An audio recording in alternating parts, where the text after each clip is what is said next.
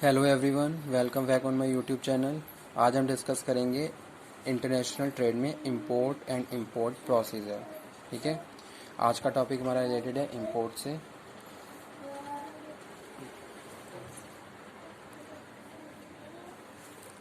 The basic concept we will cover in this video lecture.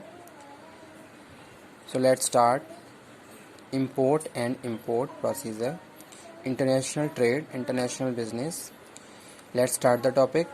Import means buying goods and services into country from abroad for sale. ठीक है, import। उससे पहले मैं clear कर देता हूँ थोड़ा बेसिक कॉन्सेप्ट किसके बारे में, इंटरनेशनल बिजनेस के बारे में। ठीक है, हम इंटरनेशनल बिजनेस में इन्वॉल्व होते हैं। इंटरनेशनल बिजनेस क्या है?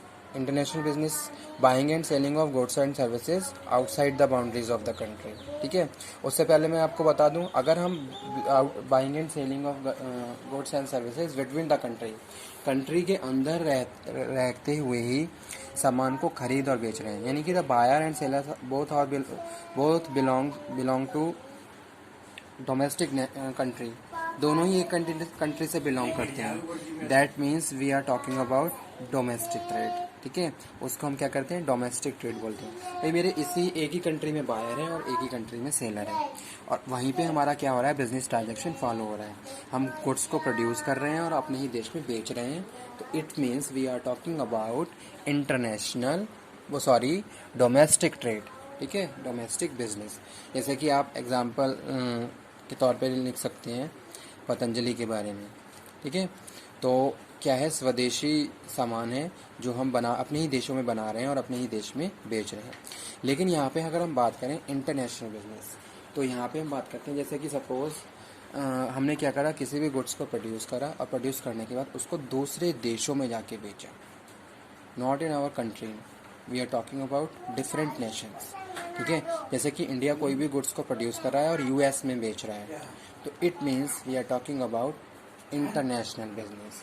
तो वहाँ पे हम क्या बात कर रहे हैं, इंटरनेशनल बिजनेस की बात कर रहे हैं। तो इंटरनेशनल बिजनेस की यहाँ पे हम बात कर रहे हैं। ठीक है, अब इंटरनेशनल बिजनेस के दो इम्पॉर्टेंट एस्पेक्ट हैं जो कि हैं एक्सपोर्ट और इम्पोर्ट। ठीक है, यहाँ पे आज हम जो डिस्कस करेंगे वो है इम्पोर्ट के बारे में।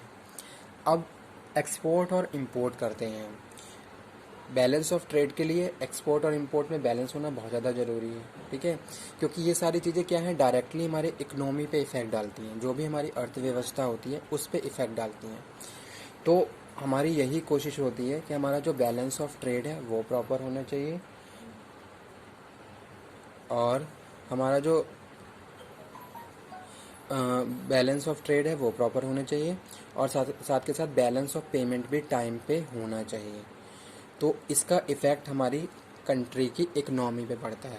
ठीक है, इंपोर्ट में हम बात कर रहे हैं गुड्स एंड सर्विसेज जो हम दूसरे देशों से मंगवाते हैं।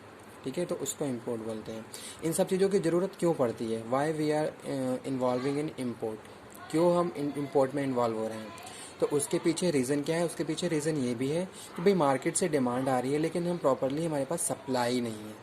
ठीक है, यहाँ पे हम उन गुड्स की बात करते हैं जो हम प्रॉपरली प्रोड्यूस नहीं कर पा रहे। जैसे अगर किसी भी कंट्री की बात करें तो वो कंट्री हर चीज़ में एक्सपर्ट नहीं है, हर चीज़ को वेल मैनर या वेल तरीके से प्रोड्यूस नहीं कर पाती है। उसके पीछे कोई भी फैक्टर हो सकता है, जैसे सपोज स्केर्सिटी ऑफ रिसोर्सेज, कोई जो भी रॉ मटेरियल है वो प्रॉपर नहीं है, अदर रिसोर्सेज की स्केर्सिटी है। एक्टर ऑफ प्रोडक्शन में अगर हम बात करें तो किसी एक इनपुट्स की वहाँ पे प्रॉपरली स्केर्सिटी बनी हुई है। तो उसके लिए हमें क्या करना पड़ता है, उन गुड्स को दूसरे देशों से मंगवाना पड़ता है जहाँ उन चीज़ों को वेल मैनर प्रोड्यूस किया जा रहा है। ठीक है, वहाँ से हम क्या करते हैं, उन गुड्स को मंगवाना शुरू कर देते हैं और सप्लाई अपनी मार्केट में कंप्लीट करना, प्रॉपर करना शुरू कर देते हैं। क्योंकि ये हमारे लिए बहुत ज़्यादा इंपॉर्टेंट है। अगर मार्केट से डिमांड आ रही है तो उसको हमें सेटिस्फाई करना बहुत ज़्यादा ज़रूरी है, क्योंकि इसका डायरेक्ट इफेक्ट हमारे मार्केट पे पड़ता है। आपने कॉन्सेप्ट आपको पता ही होगा डिमांड एंड सप्लाई का। ठीक है, कि मार्केट से अगर डिमांड आ रही है तो उसकी सप्लाई होनी बहुत ज़्यादा ज़रूरी है। तो वो यहाँ पे हम बात कर रहे हैं। ठीक है, तो इस वजह से हम क्या करते हैं, फिर इंटरनेशनल बिजनेस में इंपोर्ट करना शुरू कर देते हैं। तो इंपोर्ट में हम बात कर रहे हैं, import means buying goods and services into a country from abroad और फॉर सेल। दूसरे देशों से सामान को मंगवाना और अपने देशों में बेचना, दैट इज़ इंपोर्ट। ठीक है। The buyer of such goods and services is refer to importer. जो भी हम बात कर रहे हैं इंडिविजुअल जो इस चीज़ में इन्वॉल्व हो रहा है उसको हम इम्पोर्टर कहते हैं। ठीक है। Who is based in country import, जो कंट्री के इम्पोर्ट में क्या है इन्वॉल्व हो रहा है। तो यहाँ पे हम टाइप्स की बात करते हैं, टाइप्स ऑफ इम्पोर्ट। पहला है डायरेक्ट इम्पोर्ट, दूसरा है इनडायरेक्ट इम्पोर्ट। डायरेक्ट इम्पोर्ट में हम बात कर रहे हैं types of business importation involving major retailer. ठीक है। Example Walmart. वॉलमार्ट क्या है, एक बहुत बड़ा मतलब कि एक अच्छा एग्जाम्पल है कि इसका इम्पोर्ट का। ठीक है। इनडायरेक्ट में हम बात कर रहे हैं types of business directly from manufacturer. पहली चीज़ क्या हमने क्या करा, डायरेक्ट हम क्या कर रहे हैं जो मैन्युफैक्चरर है वहाँ से मंगवा रहे हैं तो उसको हम डायरेक्ट इंपोर्ट करते हैं। इनडायरेक्ट इंपोर्ट में हम बात कर रहे हैं बीच में कोई भी मीडिएटर है जिसके थ्रू हम इंपोर्ट कर रहे हैं। ठीक है। यहाँ पे थोड़ा रिवर्स लिखा हुआ है, आप इसको थोड़ा ध्यान में रखिए। ठीक है। The procedure for import trade differ from country to country depending upon the import policies and statutory requirements. ठीक है। अब यहाँ पे हम बात करते हैं इम्पोर्ट की, इम्पोर्ट के प्रोसीजर की। तो भाई हर कंट्री की अपनी बिजनेस पॉलिसी अलग होती है, ट्रेड पॉलिसी अलग होती है, उसके हिसाब से उस कंट्री में इंटरनेशनल बिजनेस को फॉलो किया जाता है। बहुत सारे रूल्स एंड रेगुलेशन, बहुत सारे ऑब्लिगेशन गवर्नमेंट्स के द्वारा बनाए जाते हैं जिनको फॉलो करते हुए हम जो भी इम्पोर्टर है या जो भी इंटरनेशनल बिजनेस में इन्वॉल्व है वो अपने प्रैक्टिसेस को पूरा करता है। ठीक है। तो वो यहाँ पे हम बात कर रहे हैं। अब उसके लिए आपने देखा होगा बहुत सारी फॉर्मेलिटीज़ हैं, बहुत सारे रेस्ट्रिक्शंस हैं, बहुत सारी ड्यूटीज़ हैं जो हमें फॉलो करनी पड़ती हैं।